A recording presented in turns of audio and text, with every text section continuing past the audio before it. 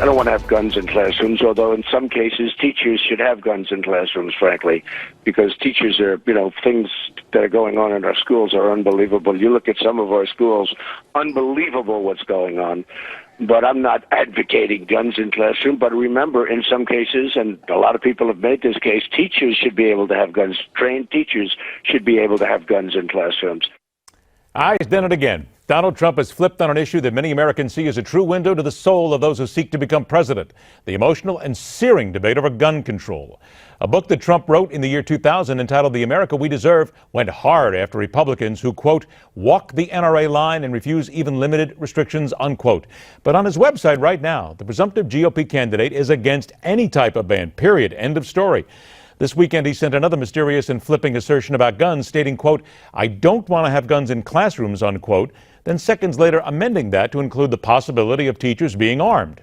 Whether you love or loathe Donald Trump makes no question. You have to ask a simple question. What does Donald Trump really stand for? And why should anyone believe flipping statements from him or any other candidate for that matter?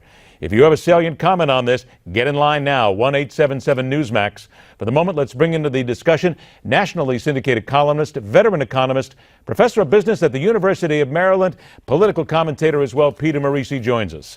Peter, always a pleasure, my friend. Let's stop right there.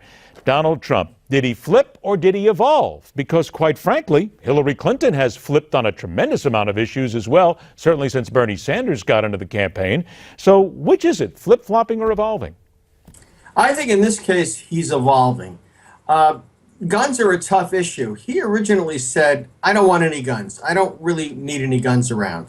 And that's a typical New Yorker. You don't go hunting in Central Park. It's not like living in the Adirondacks or the backwoods of Mississippi. But consider the events of the last couple of years. San Bernardino, Paris, and so forth. Basically, civilians unarmed in the face of terrorists. If they had been armed in Paris, if some of the civilians had guns, the outcome would have been very different. The terrorists would have been killed, not arrested, and fewer than 100 people would have been killed on the other side. In a perfect world, to an urban dweller in the Northeast, we should have no guns. But we don't live in a perfect world. And I think he sees things in those terms. This is very different than, say, Hillary on free trade, who's against free trade when she's running for election and for free trade when she's in office. I mean, Hillary is predictable. Donald does not, for a reason. Hillary is beyond pragmatic. She's cynical, and she does what serves her interests at the moment. And Donald Trump is struggling with this issue, as am I. I got about 3 minutes left. Let me get a couple of things in here quickly. Some very top GOP donors from the New York Times still deeply resisting Donald Trump's candidacy. Reading in part, basically, they don't believe that a man who's worth $10 billion needs any money. The interviews with more than 50 of the largest donors talk about a measure of contempt and distrust towards their own party's nominee, unheard of in modern presidential politics. Now, Peter, Donald Trump says, I don't need you guys. I'll go ahead and I'll sell another building right here and I'll raise the rest of the money I need. Fair to say, though, Donald, I think, is blustering on this one. He's going to need money. He's going to need it from donors, and he hasn't done a good job getting ready to this point. Well, he does need money and he does need donors, and this has happened before. George McGovern didn't have his party behind him. The AFL-CIO didn't endorse him, and he lost. And that's what's going on here. You see, he represents something very disruptive.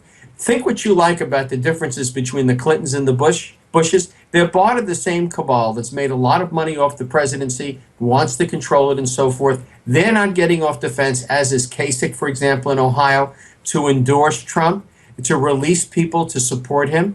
And as a consequence, he's not getting the support, and they're going to hand the election to Clinton because, in a way, she sustains the status quo ante, which profits them. I got about a minute or so left here. There's something here that's interesting. In Virginia, not too far from where you are, here we have the governor of Virginia, Terry McAuliffe, his order to restore voting rights to over 200,000 felons. Doesn't this just speak of nothing more than a Democratic vote grab? Absolutely. By the way, I am a resident of Virginia, and I'm broadcasting from there right now. This is absolutely a vote grab. It's a cynical action. And I guess he's also looking out for himself, since he's under investigation for activities regarding his campaign. It seems as though Virginia governors can't stay out of the slammer. And that investigation that you mentioned came out today. They're looking at him, his time as a board member of the, oddly enough, Clinton Global Initiative. With about 30 seconds or so left here, are we looking at another governor who's going to slip not so quietly into the Virginia night? We're looking at another Democrat that's taking a lot of money from the Chinese. That's what we're looking at. And it's why we never really get any progress with regard to trade on China. It's because they own the Oval Office. And because they own the Oval Office here, do you think that this whole idea of putting Democrats up and getting them in and getting them to vote in time, the Republicans are going to be able to stop? Because it would seem like, at least on surface, he's got the law and the government on his side in Virginia. Well, I think he does, and I think he will likely, be able to get those people marshaled out to votes. And this is just like Barack Obama sending pickup trucks to Mexico to get voters, bring them here and saying they're poor, oppressed people and they should be naturalized. It's the same kind of thing.